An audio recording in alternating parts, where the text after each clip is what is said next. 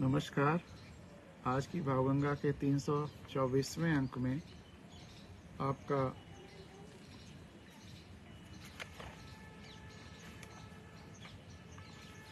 स्वागत है, अभिनंदन है।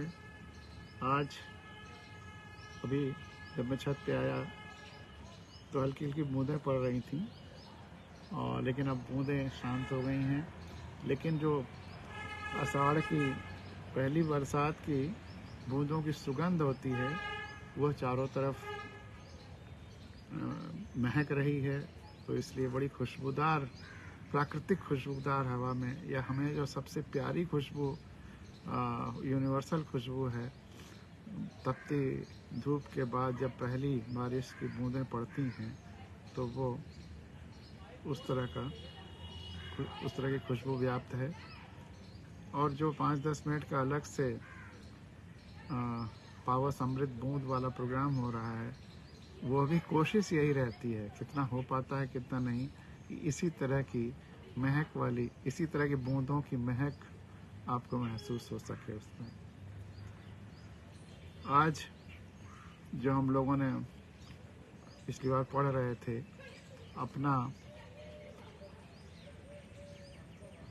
अपने अंतस्थल की बात,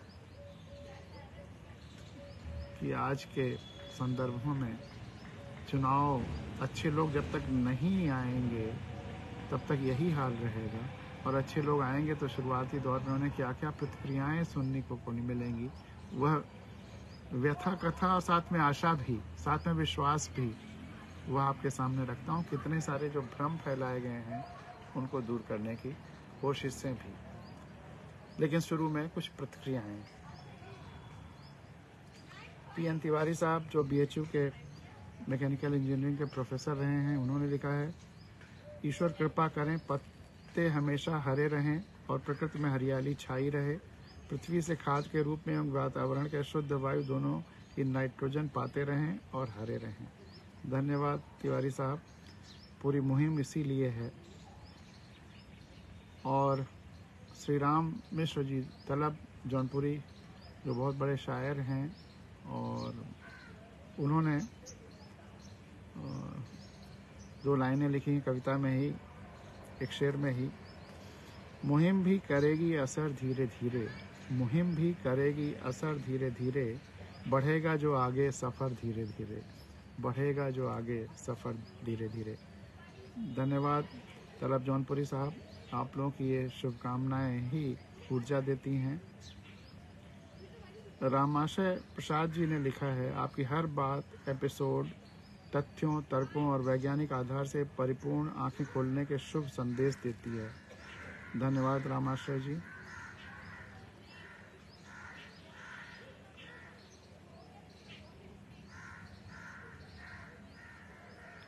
कलकत्ता से एक मित्र ने लिखा है, लेकिन मैं उनका नाम इसमें नहीं लिख पाया। आज के दिन की शुरुआत मैंने इस भावगंगा के पूरे एपिसोड को सुनते हुए की, 323वें को। वैसे तो हमेशा सुनने की इच्छा होती है, लेकिन तमाम अकादमिक, व्यक्तिगत और सामाजिक कार्यों की व्यस्तता के कारण सुनना संभव नहीं हो पाता। लेकिन जब जब सुनता हूँ तब यह महसूस होता है कि कुछ नया सीख पाया और पहले से काफ़ी समृद्ध हुआ। लोकतंत्र के प्रति आपकी निष्ठा को प्रणाम। कोलकाता में आपसे 2 बार ही मिलना हो पाया था, लेकिन वह आत्मीयता आज भी हृदय के कोने में सुरक्षित है। धन्यवाद मित्र, मैं नाम नहीं लिख पाया था इसमें। विमला त्रिवेदी जी लिखती हैं, चिड़ियों का चहचहाना और उगते हुए सूर्य को प्रणाम करना और उठते ही धरती माँ के पैर छूना कितना मन को आनंदित करता है जब सुबह सुबह सूरज उगता है। धन्यवाद। वही वातावरण इस भावगंगा का रहता है, इसलिए आप इसके आनंद को महसूस कर सकती हैं।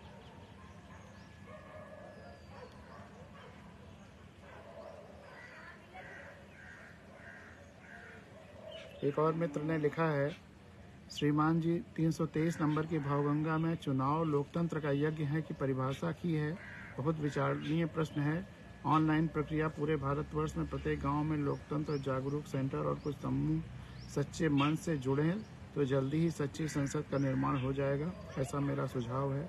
आप इतनी उम्र में गर्मी सर्दी को छोड़कर सच्चे लोकतंत्र की स्थापना में जो प्रयास कर रहे हैं, मैं आपके माता पिता को हृदय से नमन करता हूँ, वैसे संस्कार युक्त पुत्र को जन्म दिया है। वास्तव में हम लोग भी आपको देर में समझ पाए, गलतियों को क्षमा करिएगा।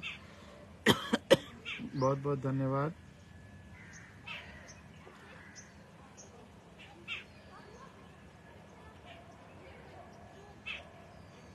आशुतोष जी ने लिखा है, आदरणीय सर, बहुत ही गहन चिंतन के साथ भावगंगा के विराट स्वरूप को व्यक्त किया जो अद्भुत है। आर.डी. तिवारी जी का एक राइटअप है, उसको संदर्भ लेते हुए कि उन्होंने जो लिखा है उसको उसके बारे में लिखा है। वाकई भावगंगा हम सबके जीवन का अटूट हिस्सा हो गई है।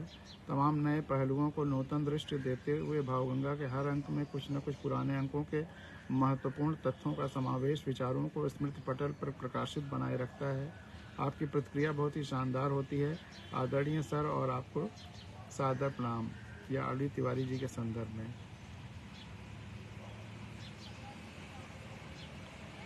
शारदा जी ने लिखा है, आज की भावगंगा सुनी, मुझे बेचैन आदमी अधिक अच्छे लगते हैं बजाय चुप आदमी के। आपके द्वारा चलाए गए इस अभियान में हर किसी को अपना सक्रिय योगदान देना होगा। मात्र अपनी प्रतिक्रिया से बात बनती नहीं है। राजनीति शब्द को मिटा देना है, लोकनीति ही सब जानें और समझें। हर दिन शास्त्री जी राजेंद्र बाबू को हमें याद करना होगा। आपके अथक प्रयासों को हम सबको आगे ले जाना है। अपने अपने इलाके में अपने अपने तरीके से संविधान की बात करनी होगी। अच्छे लोगों को खुद सामने आना होगा। चलते चलते कार्यक्रम का विचार अति उत्तम है, जो 5-10 मिनट का प्रोग्राम। बधाई हो, शुभकामनाएं शारदा। धन्यवाद शारदा जी।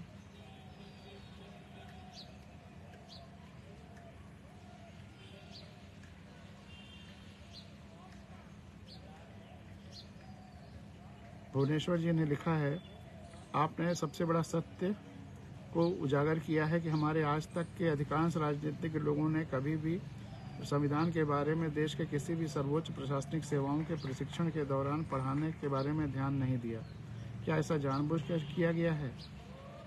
अगर यह राजनीति की जगह लोकनीति की समझ होती और लोकतंत्र की मंशा होती तो आज बच्चा बच्चा संविधान जान रहा होता।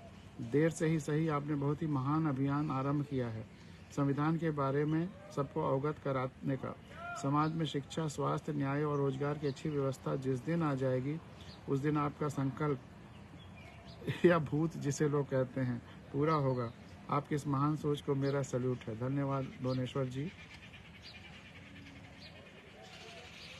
और आर.डी. तिवारी जी का जो राइटअप है थोड़ा विस्तार से है, इसी को पढ़ करके आशुतोष जी ने विशेष रूप से वो अपनी प्रतिक्रिया में कमेंट किया है। आदरणीय गिरीश जी, जब भावगंगा 322 चलते चलते अमृत वर्षा और भावगंगा 323 एक ही क्रम में सुना, मन और आत्मा को शांति, सुख और संबल मिला। सूर्य बादलों से निकल आए हैं। सूर्य को प्रणाम हम सब की तरफ से। शीतल मंद और वो मिट्टी की गंध वाली सुगंध के साथ हवा चल रही है। चिड़ियाँ आ गई हैं, उड़ने लगी हैं। इस माहौल में भावगंगा और भी अपने विराट फलक में विराट आनंद के साथ आपके सामने है। तो आर.डी. तिवारी जी लिख रहे हैं, भावगंगा 322 चलते चलते अमृत वर्षा और भावगंगा 323 एक ही क्रम में सुना, मन और आत्मा को शांति, सुख और संबल हुआ। यह हम सब लोगों के लिए खुशी की बात है कि एक एक घंटे की भावगंगा को आप एक क्रम में, लोग 1 घंटा भी कहते हैं बहुत भारी है या लंबा है, और आपने सब एक क्रम में सुन डाला, तो वाकई ये हम लोगों के लिए बहुत सुखद बात है। कई दिनों से अस्वस्थ और अव्यवस्थित रहा, ऐसे में भावगंगा के औषधीय गुण हर प्रकार के कष्ट का उपचार भी बनते हैं। अवसाद, प्रमाद, अनिच्छा, दिशाहीनता, ये सारे लक्षण जो तमाम अन्य रोगों को जन्म देते हैं, भावगंगा का यह सानिध्य अमूल्य है। भावगंगा के इस इंटेलिजिबल बेनिफिट से लोगों को अवगत कराएं। आप पर यह एक और दायित्व जैसा लग रहा है और हमारे जैसे लोगों प्रति उपकार है। 322 अंक में जिन विषयों पर चर्चा हुई वह बहुत ही सामयिक है। ब्राह्मण की अवधारणा लुप्त हो रही है और सारी व्यवस्था चरमरा सी गई है। ब्राह्मण जाति नहीं, ब्राह्मण का अर्थ जो संपूर्ण ब्रह्मांड में ब्रह्म का ही रूप देखे चारों तरफ, उस अवधारणा की बात है। हर व्यक्ति को ब्राह्मण ही होना होगा, या अगर ब्राह्मण नाम उसके लिए बहुत घिस पिट गया हो, जैसे नेता घिस पिट गया है, तो कोई और, क्योंकि वो जाति सूचक हो गया है, तो एक नया शब्द उसके लिए बना लें।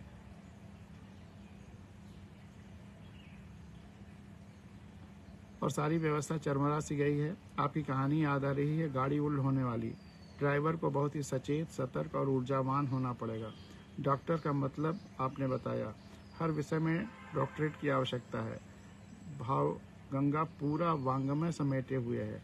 यज्ञ की अवधारणा जो आपने दी है वह गीता की भावना है, वह अद्वैत की भावना है। दंडी स्वामी के विधान में अग्नि वर्जित है। ब्राह्मणार्पणम ब्रह्मम हवि, ब्राह्मणार्पणम ब्रह्म हविर ब्रह्माग्नो ब्राह्मणाहुतम ब्रह्मयो तेन गंतव्यम ब्रह्म कर्मण समाधिना। जिस यज्ञ में अर्पण ब्रह्म है, हवन द्रव्य ही ब्रह्म है तथा ब्रह्म रूप कर्ता के द्वारा ब्रह्म रूप अग्नि में आहुति देने की क्रिया भी ब्रह्म रूप है।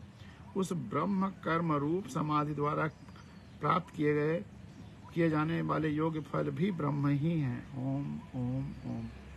ये ब्रह्म यज्ञ, ये बहुत महत्वपूर्ण श्लोक आर.डी. तिवारी जी ने बनाया कि जब सब कुछ ब्रह्म है, ब्रह्ममय है, तो जो हम संपूर्ण ब्रह्म को ध्यान करते हुए जो कर्मयोग करें सबके कल्याण के लिए, वही यज्ञ है। इस परिभाषा से तो वही यज्ञ हो जाता है कि सबके कल्याण के लिए जो भी कार्य किया जाए वही यज्ञ है। बहुत बहुत धन्यवाद आर.डी. तिवारी जी इस श्लोक को भेजने के लिए। कोरोमंडल शास्त्री जी की धोती, लाशों पर राजनीति, सरकारी संपत्ति का उपयोग और उपभोग और ऐसे तमाम विषयों का समावेश किए भावगंगा अपने पराक्रम और आक्रोश को व्यक्त करती प्रतीत हो रही थी। सार्थक व बेचैनियों को जागृत कर रही थी। बाकी भूत का सवार होना ये तो खुशी की बात है। भूतनाथ, देवादिदेव, महादेव सावन हो जाएं तो भावगंगा उनकी अंकों में होगी। फिर 11वें रुद्र भी तो हैं। हर तरफ वास्तविक धर्म का विस्तार हो, यही कामना है। सुंदर कांड का पाठ, हनुमान चालीसा, भागवत कथा, कुरान पाठ, भागवती जागरण, सिख संगत और भगवान बुद्ध, बाबा साहब भीमराव अंबेडकर वगैरह के प्रोग्राम जो आयोजित हो रहे हैं वह सब शुभ संकेत हैं। लेकिन ये प्रोग्राम अगर हमें दिखावे के लिए करते हैं, अंकार तुष्टि के लिए करते हैं तो निरर्थक हैं। अगर यह सबके कल्याण की भावना के साथ, अगर इससे हमको में अलगाववाद पैदा हो रहा है वो गलत है। अगर जुड़ाव पैदा हो रहा है तभी सही है। आसाराम, चिन्मयानंद, ब्रजभूषण वगैरह भूतनाथ के आगे कोई मायने नहीं रखते। और यतो धर्मास्ततो जया, लेकिन कौन सा धर्म? वही असली धर्म, संपूर्ण ब्रह्मांड से एकात्मक हो जाना, वह भाव ही धर्म है। उस हिसाब से जो सर्व कल्याण के लिए कार्य करेगा, अंततः सबका कल्याण ही इस सृष्टि का उद्देश्य है। इसलिए जय होना ही होना है। अतः आपके रूप में सौभाग्य मिला है, वह शुभ है। इसके आगे बात बहुत लंबी होनी है। संविधान कथा एक दैनिक पूजा का स्थान ले रही है। आप पर जिम्मेदारी बढ़ रही है। सविनय, आर.डी. तिवारी। बहुत बहुत धन्यवाद तिवारी साहब।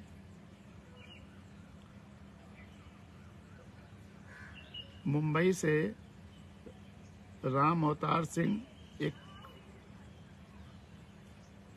ने लिखा, वो राम अवतार सिंह खंखार मुंबई से लिखा है। इनको वहाँ लोग नीम मैन कहते हैं। उन्होंने भावगंगा सुनकर के 323वें अंक को अप्रतिम कहा है।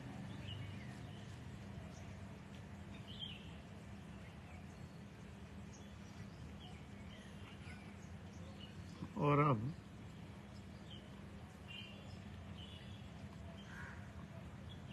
वहाँ से शुरू करते हैं जहाँ तक परसों सुनाया था, पिछली भावगंगा में।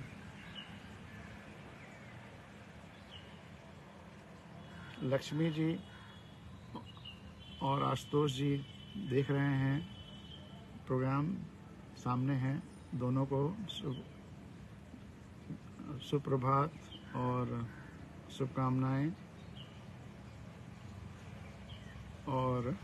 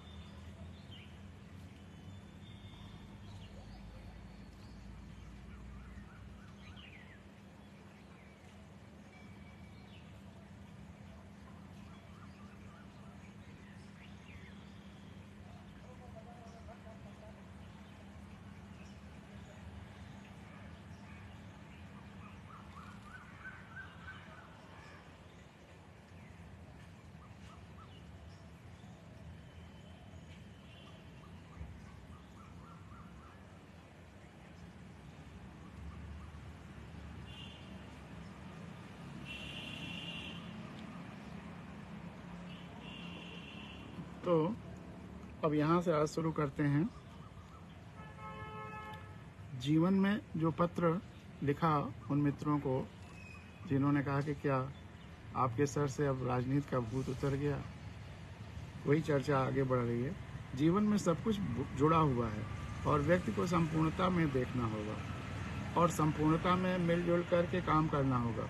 केवल अपना घर परिवार देखते रहें, न समाज देखें, न लोक नीति देखें, न प्रकृति देखें, न पर्यावरण देखें, न अन्य देश धरती के लोग देखें, न जीव जंतु वनस्पतियाँ देखें, न नदियाँ देखें, न हवा देखें और सोचें कि अनंत साल तक हमारा परिवार खुशहाल रहेगा। क्या यह संभव है? हमें अपनी कुछ न कुछ ऊर्जा और समय समाज को, लोक नीति को और व्यवस्था को, प्रकृति को और धरती को देना ही देना होगा। कुछ अंश हो सकता है रिपीट भी हो रहे हों पिछले प्रोग्राम से, लेकिन ये ज़रूरी है, तो इसलिए यहीं से शुरू करते हैं।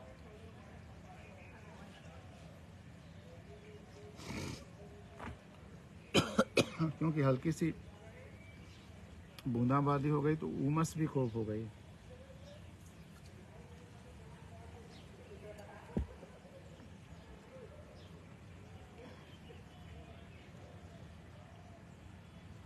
जो इस संपूर्णता में से किसी भी भाग या अंश को अछूत समझते हैं या उसमें शुद्ध भाव व मन से जाने वालों को भी अछूत समझते हैं, और वह उस नाव में बैठे लोगों की तरह हैं जिसमें अगर छेद हो गया हो तो उन्हें इस बात की फिक्र नहीं है। वह मान बैठे हैं कि छेद अभी हमसे बहुत दूर है, और जो बचा रहे हैं, छेद बंद करने की कोशिश कर रहे हैं, वह भी उनकी निगाह में अछूत हैं। उनके लिए अक्सर यह कहा जाने वाला वाक्य बड़ा मुफीद साबित होता है कि संतोष बहुत बड़ा गुण है और संतोष के धन से बढ़कर कोई धन नहीं है। संतोष का धन अच्छा या श्रेष्ठ हो सकता है। ये तुलना गोधन, गजधन, बाजधन या रतन धन से की जा रही हो, लेकिन स्थितियां अगर अत्याचार की, अन्याय की या असत्य की हों, खतरे की हों, तो वहाँ संतोष कतई नहीं चाहिए। और उन हालात में जो संतोष रखता है वह अपने को धोखा दे रहा होता है। और लोग चुप हों, और जब चारों ओर सब कुछ गड़बड़ सड़बड़ हो रहा हो, लोग चुप हों, तो इस चुप्पी को क्या कहेंगे? इसका कारण मुझे बेचैन लोग अधिक अच्छे लगते हैं बिला वजह सोए पड़े लोगों की तुलना में। मुझे सार्थक बेचैनियों की तलाश है, और अब सार्थक बेचैनियों के जगने जगाने और सूत्रबद्ध होने का समय आ गया है। तमाम लोग जन आंदोलनों और जागरण के काम में लगे हैं। उन सब में जब उनसे आग्रह किया कि राजनीति की स्वच्छता पर काम करिए, तो उन्होंने ऐसा करने या साथ आने से किनारा कर लिया। उनके मूलतः दो कारण हो सकते हैं। बहुत सारे लोगों ने कहा कि मुझे राजनीति में नहीं जाना, हम अपने जन आंदोलन में ही से कार्य कर लेंगे। वे जन आंदोलन या जन जागरण अभियान सभी पार्टियों और सरकारों के साथ तालमेल बैठाकर करते हैं, बिना उनकी शुचिता की परवाह किए हुए।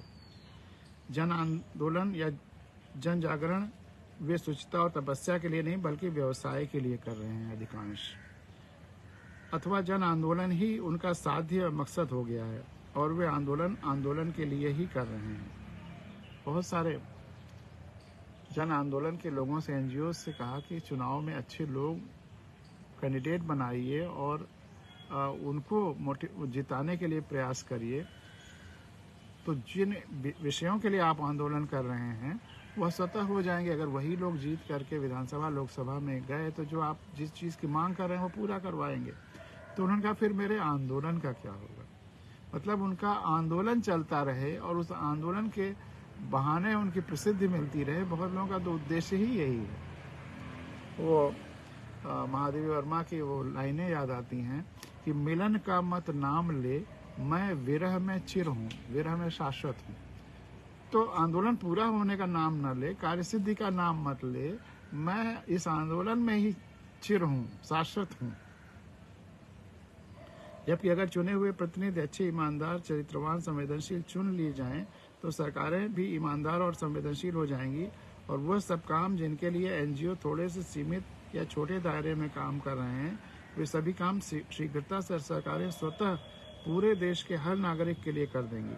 कई मित्रों ने कहा कि आप कहाँ दंगल में उतर आए हैं, आप अखाड़ा तैयार करिए, जिसमें नए पहलवान तो तैयार करिए, लेकिन स्वयं दंगल में मत उतरिए। उन्हें कितना भी समझाया कि अखाड़ा, दंगल ये सब राजनीति के दांव पेच हैं और शब्द हैं। अब हमें लोक सेवा द्वारा लोक नीति तक चलना है, पहुंचना है। सारे छल प्रपंच दांव पेच से ऊपर उठकर, साम दाम दंड भेद से ऊपर उठकर, लेकिन सुनने को तैयार नहीं। एक चमत्कार जरूर हुआ है और हो रहा है। जहाँ जहाँ गहराई से मेरी संविधान, लोकतंत्र और राष्ट्र कथाएं हो गईं, विशेषकर उत्तर प्रदेश में नवंबर 2015 के पहले और फिर 2019 के पहले 20 के पहले जो चुनाव गांव पंचायतों के हुए, वहां गांव के पंचायती राज के चुनाव में लोकनीति के प्रयोग अभूतपूर्व रूप से सफल हुए। माइक्रो लेवल, छोटे फलक पर सफलता इस बात का प्रमाण है कि निकट भविष्य में यह मैक्रो लेवल पर भी सफल होगा। लोगों को अब अपनी सोच बदलनी होगी। हैरत की बात है, कोरोना के आने के बाद बहुत सारे लोगों की सोच में बदलाव आ रहा है। मेरा लोकनीति में प्रयोग तो बहुत छोटा सा रहा है। जीवन में धरती, समाज, प्रकृति, धरती, पर्यावरण के बेहतरीन और खुशहाली के लिए जीवन में निरंतर अनगिनत प्रयोग किए हैं, वैचारिक भी और प्रयोगात्मक में भी। सबकी चर्चा इस छोटे से आलेख में तो संभव नहीं है, लेकिन हाँ, एक झलक तो प्रस्तुत किया ही जा सकता है। बचपन से डायरियां साथ में रहीं। डायरियों में तमाम सारे घटनाओं के लेखन के साथ साथ वैचारिक और साहित्यिक गुम्फन तथा बहुत सारे वैचारिक प्रयोग होते रहे, जिन्हें जीवन में भी उतारने की लगातार चेष्टा चलती रही।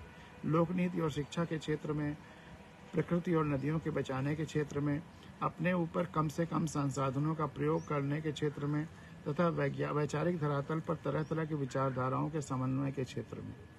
जो लोग तरह तरह की पट्टियां आंखों पर बांधे बैठे, उनकी पट्टियां हटाने के क्षेत्र में, कभी कविताओं के माध्यम से, कभी कहानियों के माध्यम से, कभी साहित्य के अन्य विधाओं के माध्यम से, कभी बातचीत के माध्यम से, कभी व्यंग्यों के माध्यम से, कभी विविध मंचों पर व्याख्यान के माध्यम से तरह तरह के प्रयोग होते रहे। इन सब प्रयोगों में हमें खुशी भी मिलती रही और लोगों पर प्रभाव भी पड़ता रहा।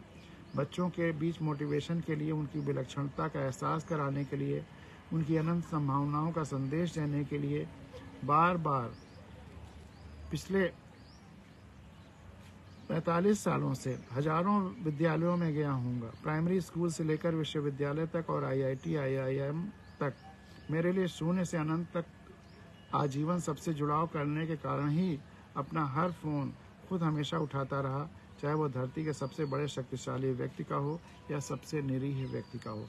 कोशिश करता हूँ कि जो बिल्कुल शब्दों से शब्द नहीं बोल पाते हैं, उनसे भी संवाद होता रहे, वो उनके संदेश भी पढ़ता रहूं और वो अपनी भाषा में संदेश देंगे। हमको उनके भाषा पढ़नी होगी, वो हमारी भाषा शायद, पता नहीं, हम नहीं जानते कि वो जानते हैं कि नहीं जानते हैं। और जो भी मिलने आया सबसे मिलता रहा, कम से कम इंतजार कराए हुए, चाहे जिस पद पर चाहे जहाँ रहा, और कोशिश करता रहा यथासंभव सबकी समस्या जितना हो सके उतना दूर कर सकूं। बहुतेरे लोगों के लिए मेरा फ़ोन नंबर एक SOS, सेव और सोल राहत की एक आशा की तरह रहा, और उसमें जब कोई संकट आया तो उसने मुझे बताकर समस्या का उसे हल मिला या सांत्वना महसूस हुई। क्योंकि मैं मानता हूँ कि अगर मैं केवल ज्ञात नंबर ही उठाता हूँ तो अपने को ईश्वर से काट देता हूँ, क्योंकि अगर ईश्वर भी मुझे फ़ोन करेगा तो किसी अननोन अज्ञात नंबर से ही करेगा। मेरी ये कविता है, भविष्य का धर्म। बचेगा आदिवासी ही, क्योंकि उसने ईश्वर को चुना है, प्रकृति को चुना है, और इन तथाकथित सभ्य लोगों ने चुना है ईश्वर की सेना को, तरह तरह की सुख सुविधाओं को। वनवासी राम तो रावण को हरा देते हैं, लेकिन अयोध्या के राजा राम को वनवासी लोकुश से हारना पड़ता है। निश्चय ही जीतेगा वन ही, बचेगा वनवासी ही, और पर्यावरण संतुलन ही होगा भविष्य का धर्म। तो संवेदनशीलता ही सबसे बड़ा गुण भी है और ताकत भी। इसके लिए मैं अपनी चींटी और व्यवस्था वाली कहानी अक्सर अपने हर प्रोग्राम में सुनाता हूँ, विशेषकर बच्चों के सामने। अपनी संवेदनशीलता के कारण चींटी उस कहानी के अन्य पात्रों जैसे राजा, रानी, हाथी, बढ़ई, सांप, लाठी, आग, नदी, सब पर भारी हो जाती है। और यह कहानी बचपन में तो मैंने अपने गांव में अवधी भाषा में सुनी थी, लेकिन जब बड़े होने पर पूरी दुनिया की लोक कथाएँ पढ़नी शुरू की, हर भाषा की, तो ये कहानी मुझे दुनिया के अधिकांश देशों की भाषाओं में मिली।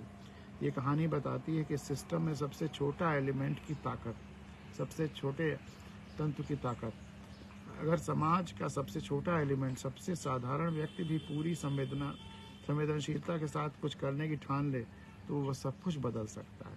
पूरे सिस्टम की क्रियाशीलता भी बन सकता है और संवेदनशील भी। पूरे सिस्टम को क्रियाशील भी बना सकता है और संवेदनशील भी। दरअसल ये कहानी भविष्य के लोकतंत्र की जननी है और लोकतंत्र का आदर्श भी। मेरा बचपन गांव में बीता। प्राइमरी शिक्षा आम के पेड़ के नीचे हुई क्योंकि स्कूल की बिल्डिंग नहीं थी। गांव का सब कुछ बहुत अच्छा लगता था, सिवाय बरसात की उस गली में जिससे आदमी और जानवरों का सारा मैला बहता था और हमें उसी से होकर आना जाना पड़ता था। मन करता था कि इस कीचड़ से मुक्ति मिल जाती। उस अनुभव और फिर पूरी दुनिया देखने के बाद एक हाइकू कविता बनी। धरती की कीचड़ देख भागा, तो जहाँ पहुँचा वहाँ आकाश में कीचड़ था। आज ज़रूरत है कि गांव का विकास और स्वराज्य ऐसा हो कि धरती की कीचड़ भी मिटे और व्यवस्थाएं ऐसी हों कि आकाश में कीचड़ भी न पैदा हो, चाहे प्रदूषण का हो और चाहे मीडिया और वैचारिक प्रदूषण का हो। और फिर मैंने ये ठान लिया कि धरती, आकाश और समाज तीनों की कीचड़ दूर करने के लिए आजीवन लगा रहूँगा। कभी कभी वैचारिक अतिरेक में आकर डेमोक्रेसी की कमियों से ऊब गया, लोगों की जहालत पर सर धुलने जैसा महसूस हुआ तो जीवोक्रेसी तक पहुंच गया। दिमाग में उसका कॉन्सेप्ट आया और शायद कोरोना जैसी महामारी हमें जीवोक्रेसी की तरफ धीरे धीरे ले जाएगी।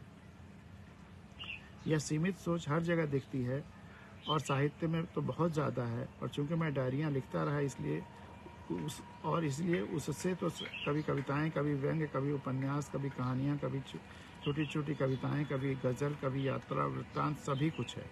बहुत से मित्रों ने उस समय मुझे सुझाव दिया कि पांडे जी, आप किसी ऐसी एक विधा को क्यों नहीं साथ लेते।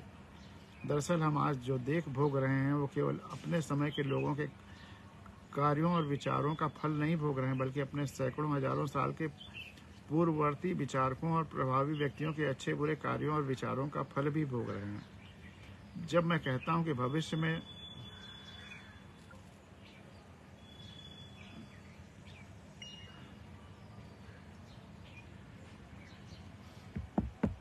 एक अकाउंट में फेसबुक में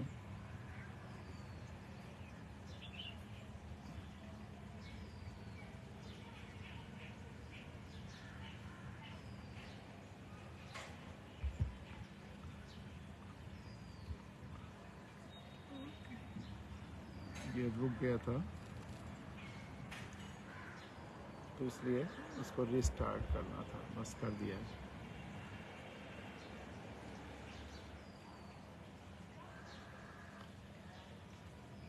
तो जब मैं कहता हूँ कि भविष्य में डेमोक्रेसी को शुद्ध होना है तो लोग कहते हैं कि ऐसा असंभव है, और वे अपने उनका तो कोई अपना अनुभव है नहीं या विचार तो किया नहीं है, तो अपने पहले के विचारकों की बात कोट करते हैं। जब मैं कहता हूँ भविष्य में डेमोक्रेसी को शुद्ध और होना है तो लोग कहते हैं कि ऐसा असंभव है, और वे अपने को सही सिद्ध करने के लिए पहले के विचारकों के ढेरों स्टेटमेंट अपने सपोर्ट में पेश करते हैं। मसलन, democracy is the last resort of scoundrel. Democracy दुष्टों की आखिरी आरामगाह है। अब जो राजशाही चाहता होगा और जब डेमोक्रेसी आई होगी तो वो क्या कहेगा, डेमोक्रेसी के बुराई में क्या तर्क देगा कि लास्ट रिसोर्ट ऑफ स्काउंड्रल, जो सबसे बदमाश हैं वो डेमोक्रेसी में पहुंच जा, मतलब वो जिसको वो राजनीति कहते हैं वो राजनीति में पहुंच जाते हैं। या जब लिंकन ने कहा कि democracy is of the people for the people, आदमियों के लिए है, आदमियों का है और आदमी की भलाई के लिए है, तो उसका भी लोगों ने मजाक बनाया कि democracy is of the people, वो डबल एफ बहुत दूर है डेमोक्रेसी से, ऑफ द पीपल, पीपल से अलग हट करके है, फॉर द पीपल FAR बहुत दूर है, and by the people BUY लोगों को खरीदने के लिए है। डेमोक्रेसी लोगों से अलग थलग, लोगों से दूरी के लिए, लोगों की खरीद फरोख्त के लिए है, वगैरह वगैरह। और जब उनके सारे तर्कों का जवाब देने की कोशिश करता हूँ तो वो इस पर आ जाते हैं कि आप क्या करेंगे, कलयुग है और कलयुग में ऐसा ही होगा। लोगों को कैसे समझाएं कि डेमोक्रेसी में वे स्काउंड्रल लोग जो पॉलिटिक्स में आए, उन्होंने अपने आने और गलत कामों को जस्टिफाई करने के लिए इस तरह के सिद्धांत बनाए और प्रचारित प्रसारित किए। वे यही कहते फैलाते रहे कि पॉलिटिक्स में बस स्काउंड्रल ही रह सकता है और सफल हो सकता है, इसलिए मैं स्काउंड्रल बन करके यहाँ आ गया। स्काउंड्रल इसलिए हूँ क्योंकि पॉलिटिक्स में ऐसा होना ही पड़ता है। यह भ्रम फैलाया गया। एक अंडरलाइंग रैशनलाइजेशन हमेशा चलता रहा कि कलयुग है, जमाना खराब है। जब जमाना खराब है तो हम बुरा काम करेंगे ही, क्योंकि हम अच्छा काम करेंगे भी तो बुरा ही होगा, तो फिर बुरा काम कर लेने में क्या बुराई है।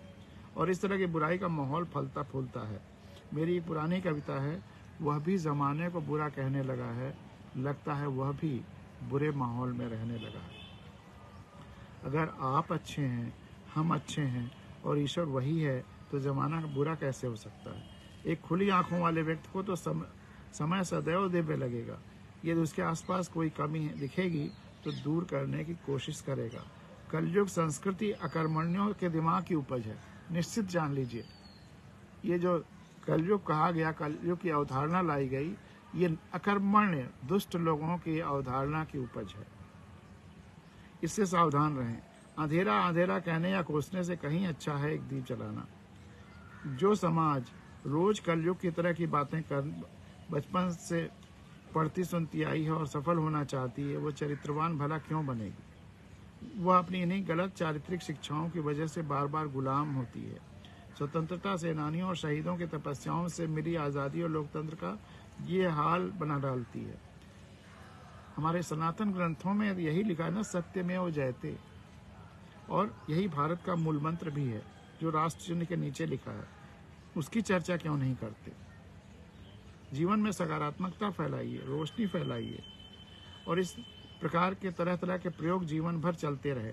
शुरुआत में लगा कि यदि किसी देश में शिक्षा में एक सम्यक परिवर्तन या क्रांति हो जाए तो सब कुछ सुधर जाएगा, और किसी भी दिशा में, चाहे सामाजिक हो, राजनीतिक, पर्यावरण, आर्थिक, वैज्ञानिक, सांस्कृतिक, आध्यात्मिक, धार्मिक हो, तो वह तब तक सफल नहीं होगी जब तक उसके पहले शिक्षा में एक सम्यक क्रांति या परिवर्तन न हो जाए। इसी उम्मीद से एक्सपेरिमेंटल स्कूल भी खोले और खुलवाए, वहाँ खूब आता जाता भी रहा। तब मैंने इसी विचारधारा से शिक्षा की किताब तख्ती के अक्षर लिखा, जिसका बाद में अनेकों भाषाओं में उदाहरण के लिए अंग्रेजी में, उर्दू में, कन्नड़ में अनुवाद भी हुआ। इसी समय हमें शिक्षा पर अद्भुत किताब तो चांद भी मिली, जिसके अध्यापक की कहानी मैंने हजारों विद्यालयों में सुनाई भी और हजारों किताबें बांटी भी। ये किताब जापान के एक ऐसे गुरु की कहानी है जो बिना किसी संसाधन के समाज के सारे रिजेक्टेड बच्चों को पढ़ाते हैं, जिनका दूसरे स्कूलों में दाखिला नहीं होता, जिनके माता पिता गरीब हैं और इस दूसरे स्कूल में नहीं भेज पाते हैं, या जो बच्चे दूसरे स्कूलों में से शैतानियों की वजह से निकाल दिए गए हैं, या जो बच्चे विकलांग हैं। ऐसे सभी बच्चों को वह अध्यापक पढ़ाते हैं, और ये सच्चा किस्सा है। दुनिया की सभी भाषाओं में ये किताब है। ये सच्चा किस्सा है कि उस स्कूल से निकले हुए सब के सब बच्चे जापान के शीर्षस्थ टॉप मोस्ट पोजीशंस पर पहुंचते हैं। कोई बच्चा फेल नहीं होता या कमतर नहीं रहता। बहुत सारे टीचर्स ने कहा कि मेरे और विद्यार्थियों, उनके और उनके विद्यार्थियों के बीच के संबंध सुधर गए जब ये किताब उन्होंने पढ़ा। यहाँ तक कि कुछ पेरेंट्स, अभिभावकों ने भी कहा कि उनके और उनके बच्चों के संबंध भी इस किताब पढ़ने के बाद सुधरे। बच्चों को तो ये किताब बहुत ही अच्छी लगती है, लेकिन दुख हुआ जब अधिकांश स्कूल जो बहुत अच्छी शिक्षा के लिए खोले गए और जहाँ से अच्छी शिक्षा भी दी जा रही थी, वो इसलिए बिगड़ने लगे क्योंकि किसी दबंग नेता या व्यक्ति ने उसमें इंटरफियर करना शुरू किया। उसने उसके मैनेजमेंट घुस करके अपने फ़ायदे के लिए इस्तेमाल करना शुरू किया और स्कूल की स्थिति बिगाड़ती चली गई। और तो चांद किताब के उस स्कूल का अंत भी क्या हुआ। अमेरिका ने जब जापान पर एटम बम गिराया तो वो स्कूल और वो अध्यापक दोनों समाप्त हो गए, और उस अध्यापक का बेटा उसी स्कूल के पास खड़े होकर उस स्कूल के और अपने पिता के अवशेषों को देखता है। इतनी अच्छी शिक्षा जो दी जा रही थी उसको एक बुरे राजनीतिक फैसले ने समाप्त कर दिया, और वह बुरा राजनीतिक फैसला किया था अमेरिका द्वारा जापान पर एटम बम गिराने का। ये तो एक राजनीतिक फैसला था, लेकिन स्कूलों के विनाश और गिरावट के अनुभव को देखने के बाद ये लगा कि केवल शिक्षा में परिवर्तन या क्रांति काफ़ी नहीं होगी। लोकनीति, पॉलिटिक्स और व्यवस्था में भी क्रांति या परिवर्तन करना होगा, और यह परिवर्तन या क्रांति बिना किसी तकलीफ दिए, बिना आम आदमी का रास्ता रोके, बिना धरना या तोड़फोड़ के, बिना राष्ट्र का समय और संसाधन बर्बाद किए करना होगा। वह लोगों को जागरूकता देकर किया जाना होगा। इसलिए मैंने अनुशासित इनकलाब करना शुरू किया और अब अंग्रेजी का मेरा उपन्यास novel win win win the orphan with 13 साल 1987 से 2010 की साधना के बाद तैयार हुआ, जिसमें जो हीरो है वह एक अनाथ बच्चा है और वह शिक्षा और लोकनीति दोनों में क्रांति या परिवर्तन करता है। उस समय तक मुझे विश्वास हो गया था कि समाज की खुशहाली के लिए हमें शिक्षा और राजनीति दोनों को उसी तरह से प्रयोग करना होगा जैसे अच्छी तैराकी के लिए हम बाएं और दाएं दोनों हाथों को चलाते हैं। हाँ, राजनीति को बदलना होगा लोकनीति में। शिक्षा और लोकनीति पर लगातार काम कर रहा हूँ। साथ ही प्रकृति और पर्यावरण बचाने के लिए भी तरह तरह से काम कर रहा हूँ, चाहे नदियों को शुद्ध करने के लिए कांवर बनकर या नदियों के पास जाकर एक कलश में पानी और एक कलश में वहाँ की मिट्टी लेने का हो। अनगिनत प्रयोग हैं जीवन में पूरी संपूर्णता से जुड़ाव के साथ कर रहा हूँ, लेकिन त्रासदी ये है कि अधिकांश लोगों की आंखें या तो बंद हैं या पट्टियाँ बंधी हैं, या आंखें आगे की तरफ वर्तमान और भविष्य की तरफ कम, पीछे की तरफ इतिहास और अंधविश्वासों और मिथकों की तरफ अधिक देखती हैं। इसलिए वह मेरे जीवन के किसी एक फलक को पकड़ लेते हैं और उसी के आधार पर आकलन करने लगते हैं और मुझसे संबंध बनाने में भी उसी आधार पर उलटफेर करने लगते हैं। मैं केवल बोल कह ही सकता हूँ, हनुमान की तरह छाती खोलकर दिखा तो नहीं सकता, लेकिन फिर भी पाखी तो बोलेगा ही पक्षी, क्योंकि पाखी तो बोलेगा ही। अब 4 लाइन की कविता है और अब समाप्त हो रहा है ये। पाखी नाही बोलेगा तो मौन फट जाएगा, पाखी नाही बोलेगा तो मौन फट जाएगा, लोक नहीं बोलेगा सब सिमट जाएगा, लोक नहीं बोलेगा तो सब सिमट जाएगा, जनता नहीं बोलेगी सब गड़बड़ हो जाएगा, बच्चे नहीं बोलेंगे आनंद मिट जाएगा, और जियोक्रेसी जब बोलेगी सब सही हो जाएगा। जियोक्रेसी जब बोलेगी सब उलट पुलट करके वर्तमान स्थितियों को सुधार देगी। यह आलेख, इस आलेख पर मित्रों की लगातार ढेरों प्रतिक्रियाएं आईं। एक मित्र ने लिखा, कृपया सूक्ष्म लिखने की आदत डालिए। एक मित्र ने लिखा कि कृपया सूक्ष्म लिखने की आदत डालिए। मैंने उनसे कहा, मैं ये रिक्वेस्ट करने की धृष्टता तो नहीं कर सकता कि आप जितना सूक्ष्म पढ़ना चाहते हैं रोज उतना उतना ही पढ़िए, एक एक अंश पढ़िए, लेकिन पढ़ डालिए पूरी बात। एक लाइन भी ऐसी नहीं है जो कम जरूरी हो, जिसे काटा जा सकता है या उसके कहे बिना बात पूरी हो सकती। अगर मनुष्य का शरीर इतना बड़ा है, कोई कहे इतने बड़े शरीर की क्या जरूरत है, सूक्ष्म से काम हो जाए, चींटी जैसी हो जाइए, या एक मच्छर जैसा हो जाइए, या एक कीड़े जैसा हो जाइए। लेकिन बात पूरी होने के लिए एक आत्मा को अपनी अभिव्यक्ति के लिए जितना बड़ा शरीर चाहिए उतना शरीर जरूरी है। मनुष्य के लिए इतना शरीर जरूरी है, हाथी के लिए उतना शरीर जरूरी है। तो इसको मैंने मित्र से रिक्वेस्ट किया कि आप जितना अंश उचित समझते हो कि उचित है उतना रोज थोड़ा थोड़ा पढ़ते जाइए।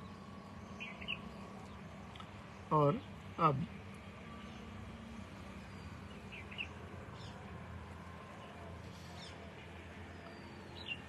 सर्वेश्वर दयाल सक्सेना और धर्मवीर भारती की कविताएं आपके साथ रख करके आज की भावगंगा समाप्त करेंगे। 39 मिनट हो गया है, हमारे ख्याल से 20-21 मिनट में ये बात समाप्त हो जाएगी।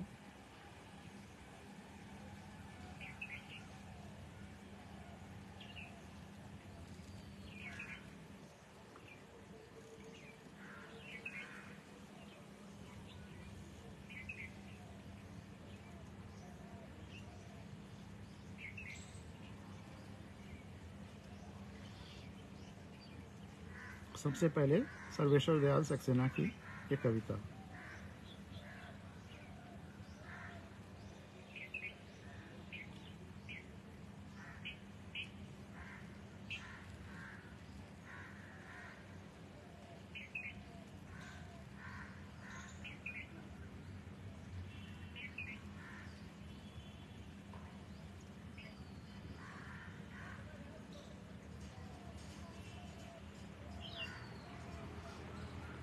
यदि तुम्हारे घर के एक कमरे, देश कागज पर बना नक्शा नहीं होता। सर्वेश्वर जी की कविता है, देश कागज पर बना नक्शा नहीं होता। यदि तुम्हारे घर के एक कमरे में आग लगी हो, यदि तुम्हारे घर के एक कमरे में आग लगी हो, तो क्या तुम दूसरे कमरे में सो सकते हो? तो क्या तुम दूसरे कमरे में सो सकते हो? यदि तुम्हारे घर के कमरे में लाशें सड़ रही हों, तो क्या तुम दूसरे कमरे में प्रार्थना कर सकते हो? यदि हाँ, तो मुझे तुमसे कुछ नहीं कहना। यदि हाँ, तो मुझे तुमसे कुछ नहीं कहना। देश कागज पर बना नक्शा नहीं होता। देश कागज पर बना नक्शा नहीं होता। एक हिस्से के फट जाने पर बाकी हिस्से उसी तरह साबुत बने रहें और नदियाँ, पर्वत, शहर, गांव वैसे ही अपनी अपनी जगह दिखें, अनमने रहें। यदि तुम यह नहीं मानते, तो मुझे तुम्हारे साथ नहीं रहना है। यदि तुम यह नहीं मानते, तो मुझे तुम्हारे साथ नहीं रहना है। इस दुनिया में आदमी की जान से बड़ा, और आदमी ही नहीं, जीव जंतु, वनस्पतियां, उसमें सब शामिल है। इस दुनिया में आदमी की जान से बड़ा कुछ भी नहीं है। दुनिया में आदमी की जान से बड़ा कुछ भी नहीं है, न ईश्वर, न ज्ञान और न चुनाव। तीनों बड़े प्यारे शब्द इस्तेमाल किए हैं, न ईश्वर, न ज्ञान, न चुनाव। ज्ञान तभी सार्थक है वो जो संपूर्णता के कल्याण के लिए ही काम करे, सभी के मिनिमम परेशानियों के लिए, सबकी परेशानियां कम करने के लिए काम करे। कागज पर लिखी कोई भी इबारत फाड़ी जा सकती है। कागज पर लिखी कोई भी इबारत, प्रार्थना फाड़ी जा सकती है और जमीन की 7 परतों के भीतर गाड़ी जा सकती है। जो विवेक खड़ा हो लाशों को टेक, वह अंधा है। जो विवेक खड़ा हो लाशों को टेक, वह अंधा है। जो शासन चल रहा हो बंदूक की नली से, हत्यारों का धंधा है। यदि तुम यह नहीं मानते, तो मुझे अब एक क्षण भी तुम्हें नहीं सहना है। यदि तुम यह नहीं मानते, तो मुझे अब एक क्षण भी तुम्हें नहीं सहना है। याद रखो, एक बच्चे की हत्या, एक औरत की मौत, एक आदमी का गोलियों से चिथड़ा तन किसी भी शासन का नहीं, संपूर्ण राष्ट्र का है पतन, क्योंकि संपूर्ण राष्ट्र ही उस शासन को लाता है। किसी शासन का ही नहीं, संपूर्ण राष्ट्र का है पतन। ऐसा खून बहकर धरती में जज्ब नहीं होता, आकाश में फहराते झंडों को काला करता है। ऐसा खून बहकर धरती में जज्ब नहीं होता, आकाश में फहराते झंडों को काला करता है। जिस पर फौजी बूटों के निशान हों और उन पर लाशें गिर रही हों, वह धरती यदि तुम्हारे खून में आग बनकर नहीं दौड़ती, तो समझ लो तुम बंजर हो गए हो। तुम्हें यहाँ सांस लेने तक का नहीं अधिकार। तुम्हारे लिए नहीं रहा अब यह संसार। आखिरी बात बिल्कुल साफ, किसी हत्यारे को कभी माफ मत करना। आखिरी बात बिल्कुल साफ, किसी हत्यारे को कभी माफ मत करना, चाहे हो वह तुम्हारा यार, धर्म का ठेकेदार, चाहे लोकतंत्र का स्वनाम धन्य पहरेदार। आखिरी बात बिल्कुल साफ, किसी हत्यारे को कभी माफ मत करना, चाहे वह हो तुम्हारा यार, धर्म का ठेकेदार, चाहे लोकतंत्र का स्वनाम धन्य पहरेदार। ये सर्वेश्वर दयाल सक्सेना की लंबी कविता थी।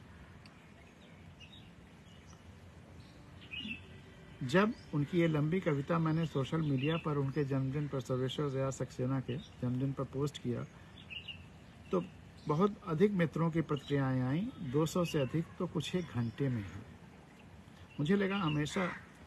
मुझे लोग हमेशा सुझाव देते रहे कि पांडे जी लंबी पोस्टें मत डाला करिए, लोगों के पास न इतना समय है और न ही इतना कंसंट्रेशन की भी लंबी पोस्टों को पढ़ें।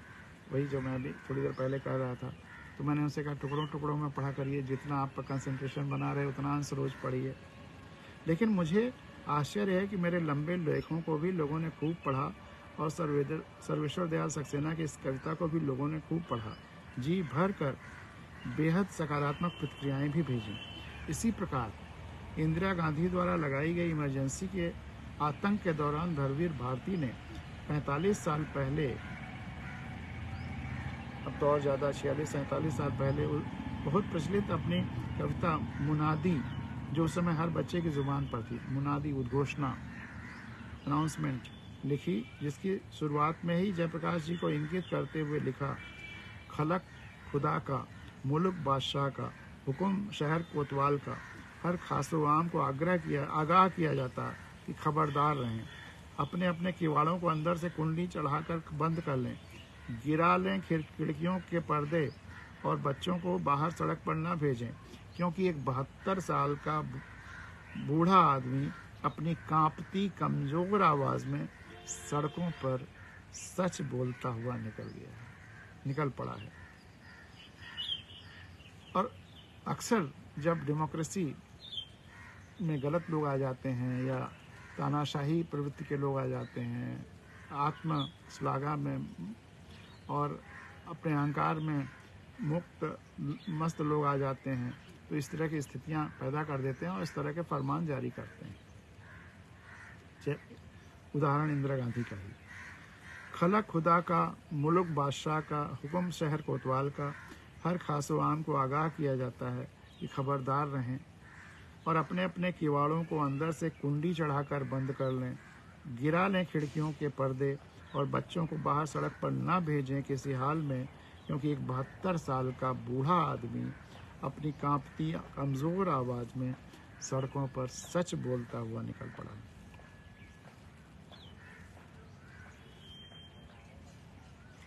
यह कालजयी कविता आज भी उतनी ही ज़रूरी, दिल तक असर करने वाली और सार्थक है और हर देशवासी को इसे पढ़ना चाहिए, आत्मसात करना चाहिए। लोकतंत्र में भी अगर जनता सचेत नहीं है तो कैसे कैसे तानाशाही, राजशाही चलाने की कोशिशें होती रहती हैं और समय समय पर कैसे कैसे उथल पुथल होते रहते हैं। इसकी बहुत सुंदर वानगी प्रस्तुत करती है कविता। ऐसे हादसे फिर कभी भविष्य में न हों, लोकतंत्र जन जन तक पहुँच कर जनता को, हम भारत के लोगों को देश का मालिक होने का भाव और जिम्मेदारी पैदा करे। इसके लिए हम सब लोगों को आँख खोल कर तपस्या के भाव से एक साथ भगीरथ भी बनना पड़ेगा और लोकपाल भी। जुगनुओं को मिलजुल कर ढूंढ जोड़ कर सूरज बनाना है। हर हाल में इस देश, धरा और लोकतंत्र को जगमगाना है। धर्मवीर भारती जी की ये पूरी कविता इस प्रकार है, जो नीचे पूरा पढ़ता हूँ। मुनादी, खलक खुदा का, मुल्क बादशाह का, हुक्म शहर कोतवाल का, हर खासो आम को आगाह किया जाता है कि खबरदार रहें, अपने अपने किवाड़ों को अंदर से कुंडी चढ़ाकर बंद कर लें, गिरा लें खिड़कियों के पर्दे और बच्चों को बाहर सड़क पर न भेजें, क्योंकि एक 72 बरस का बूढ़ा आदमी अपनी कांपती कमज़ोर आवाज़ में सड़कों पर सच बोलता हुआ निकल पड़ा। शहर का हर बशर वाकिफ है, हर रहने वाला उसको पता है कि 25 साल से मुज़िर हानिकर है यह। शहर का हर बशर वाकिफ है कि 25 साल से मुज़िर हानिकर है ये हालात को हालात की तरह बयान किया जाए, कि चोर को चोर और हत्यारे को हत्यारा कहा जाए, कि मार खाते भले आदमी को और असमत लुटी औरत को और भूख से पेट दबाए ढांचे को और जीप के नीचे कुचलते बच्चे को बचाने की बेअदबी की जाए। शहर का हर बशर वाकिफ है कि 25 साल से मुज़िर हानिकर है। 25 साल की सीमा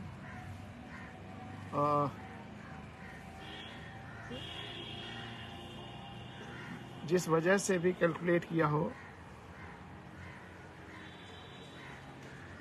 धर्मवीर भारती ने इंदिरा गांधी के टेन्योर को या जो भी जैसे भी, कि इतने साल से हानिकर है कि 25 कि शहर का हर बशर वाकिफ पे 25 साल से मुज़िर या हानिकर है ये हालात की, ये चीज़ बहुत नुकसानदेह है कि हालात को हालात की तरह बयान किया जाए, कि चोर को चोर और हत्यारे को हत्यारा कहा जाए, कि मार खाते भले आदमी को, असमत लुटती औरत को, भूख से पेट दबाए ढांचे को और जीप के नीचे कुचलते बच्चे को बचाने की बेअदबी की जाए। लगता है कि आज के हालात को धर्मवीर भारती वर्णन कर रहे हैं। जीप अगर बादशाह की है तो उस बच्चे के पेट पर से गुजरने का हक उसे क्यों नहीं है? आखिर सड़क भी तो बादशाह ने बनवाई है। बुढ़े के पीछे दौड़ पड़ने वाले एहसान फरामोशों, क्या तुम भूल गए कि बादशाह ने एक खूबसूरत माहौल दिया है जहां भूख से ही सही दिन में तुम्हें तारे नजर आते हैं। एक खूबसूरत माहौल दिया बादशाह ने जहां भूख से ही सही दिन में तुम्हें तारे नजर आते हैं, और फुटपाथों पर फरिश्तों के पंख रात भर तुम पर छां किए रहते हैं, और हूरें हर लैंप पोस्ट के नीचे खड़ी मोटर वालों की ओर लपकती हैं कि जन्नत तारी हो गई है, धरती पर उतर आई है जन्नत जमीन पर।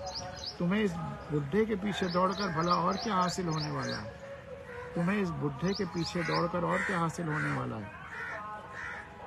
आखिर क्या दुश्मनी है तुम्हारी उन लोगों से जो भले मानुसों की तरह अपनी कुर्सी पर चुपचाप बैठे बैठे मुल्क की भलाई के लिए रात रात जागते हैं, दिन में 18 घंटे काम करते हैं?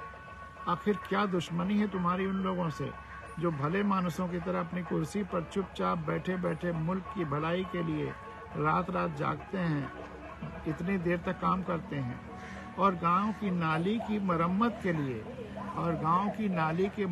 के लिए मॉस्को, न्यूयॉर्क, टोक्यो, लंदन की खाक छानते फकीरों की तरह भटकते हैं, और गांव की नाली की मरम्मत के लिए मॉस्को, न्यूयॉर्क, टोक्यो, लंदन की खाक छानते फकीरों की तरह भटकते हैं। तोड़ दिए जाएंगे पैर और फोड़ दी जाएंगी आंखें अगर तुमने अपने पांव चलकर महल सरा की चहर दीवारियां फलांग कर अंदर झांकने की कोशिश की। तोड़ दिए जाएंगे पैर और फोड़ दी जाएंगी आंखें अगर तुमने अपने पांव चलकर महल सरा की चहर दीवारियां फलांग कर अंदर झांकने की कोशिश की। क्या तुमने नहीं देखा वह लाठी जिससे हमारे कद्दावर जवान ने इस निहत्थे कांपते बुढ़े को ढेर कर दिया? पटना के गांधी मैदान की उस विराट सभा पे लाठी मारी गई थी, मतलब जयप्रकाश नारायण पे लाठी, जब पूरे आयोजन पे पूरे सभा पे लाठियां बरसाई गई तो जयप्रकाश नारायण पर भी लाठी चलाई गई। क्या तुमने नहीं देखी वो लाठी जिससे हमारे कद्दावर जवान ने इस निहत्थे कांपते बुढ़े को ढेर कर दिया? वह लाठी हमने समय मंजूषा के साथ गहराइयों में गाड़ दी है। वह लाठी हमने समय मंजूषा के साथ गहराइयों में गाड़ दी है कि आने वाली नस्लें उसे देखें और हमारी जवां मर्दी की दाद दें। कि आने वाली नस्लें उसे देखें और हमारी जवां मर्दी की दाद दें। अब पूछो कहाँ है वह सच जो इस बुढ़े ने सड़कों पर बकना शुरू किया था?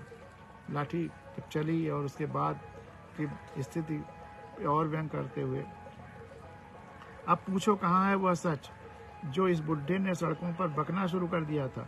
हमने रेडियो के स्वर और ऊंचे करा दिए हैं। उस समय टीवी और ये सब तो था नहीं। हमने रेडियो के स्वर और ऊंचे करा दिए हैं, जो मीडिया मैनेजमेंट जो होता है, और कहा है कि जोर जोर से फिल्मी गीत बजाएं ताकि थिरकती धुनों की दिलकश बुलंदी में इस बुढ़े की बकवास दब जाए। नासमझ बच्चों ने पटक दिए पोथियां और बस्ते,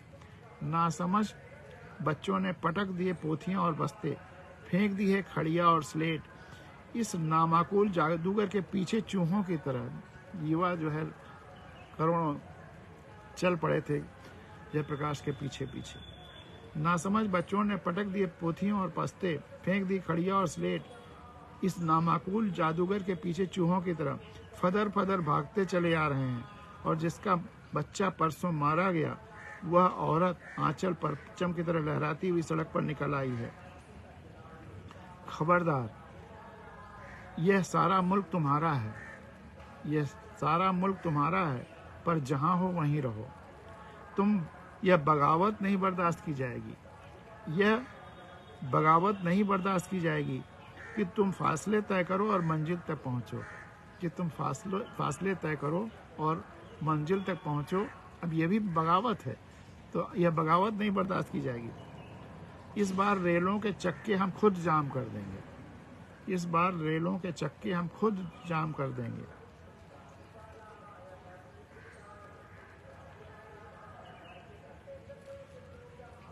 इस बार रेलों के चक्के हम खुद जाम कर देंगे। बार बार ये डिस्कनेक्ट हो जा रहा है, फिर से करना पड़ रहा है।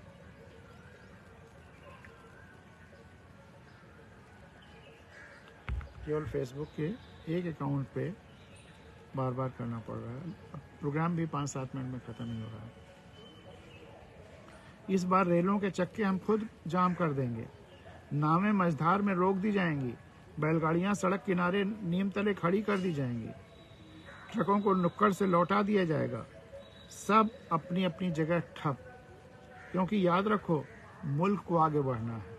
तो मुल्क को आगे बढ़ने के लिए सबको ठप करना ज़रूरी है, क्योंकि याद रखो कि मुल्क को आगे बढ़ना है और उसके लिए ज़रूरी है कि जो जहाँ है वहीं ठप कर दिया जाए। बेताब मत हो।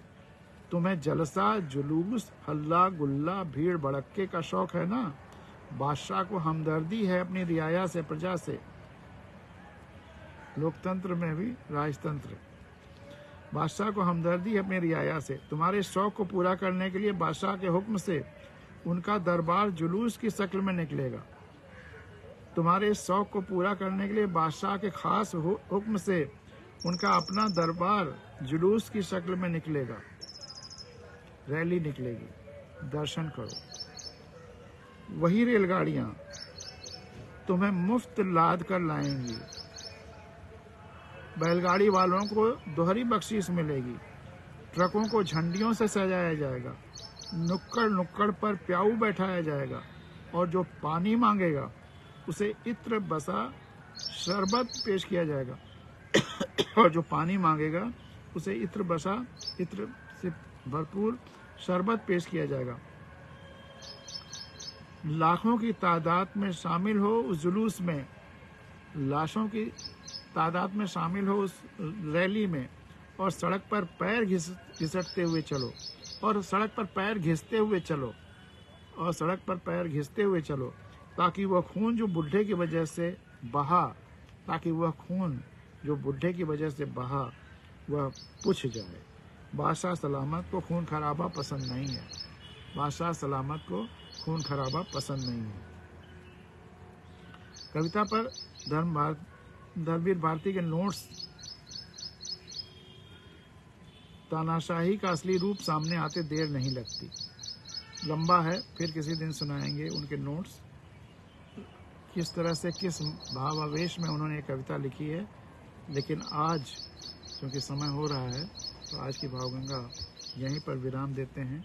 लगातार जागते रहने की ज़रूरत है, आंखें खुली रखने की ज़रूरत है और अपनी शक्ति का एहसास करने की ज़रूरत है। संविधान को ध्यान में रखने की ज़रूरत है।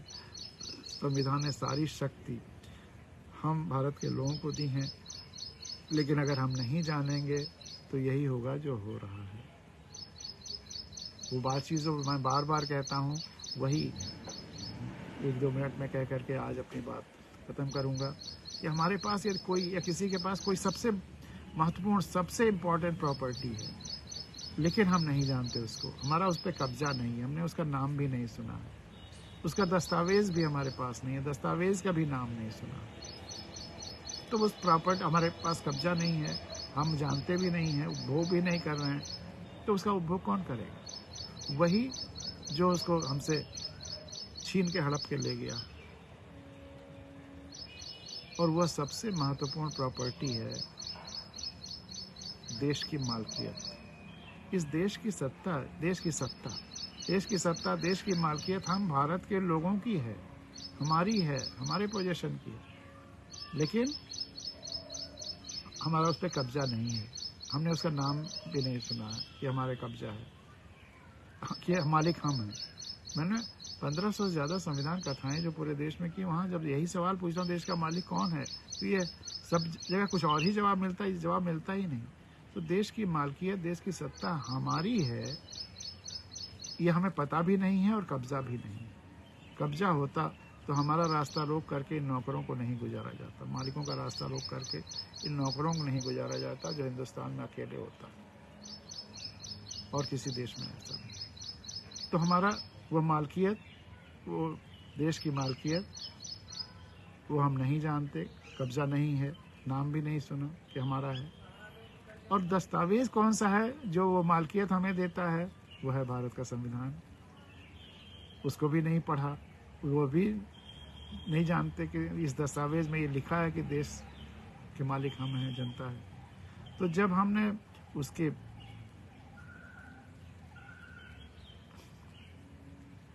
मालकियत हमारी है जानते भी नहीं, उसका दस्तावेज का नाम नहीं सुना, दस्तावेज भी नहीं जानते, तो इसलिए सत्ता जो हमारी है उसको दूसरे लोग हरण कर ले गए हैं और तीनों पालिकाओं ने हमारी सत्ता का हरण किया है, कार्यपालिका, न्यायपालिका, विधायिका। इस पर विस्तार से चर्चा होती ही रहती है, लेकिन तीनों पालिकाओं ने हमारे सत्ता का हरण किया है। किस किस तरह से, इस पर बार बार चर्चा करते रहते हैं। तीनों दोषी हैं और इसीलिए ये तीनों पालिकाएं जब चलती हैं तो जनता का रास्ता रोक किया जाता है, चाहे वो राष्ट्रपति हों, प्रधानमंत्री हों, मुख्यमंत्री हों, गवर्नर हों, चीफ जस्टिस ऑफ इंडिया हों, तीनों या सबने जनता की शक्ति का हरण किया है।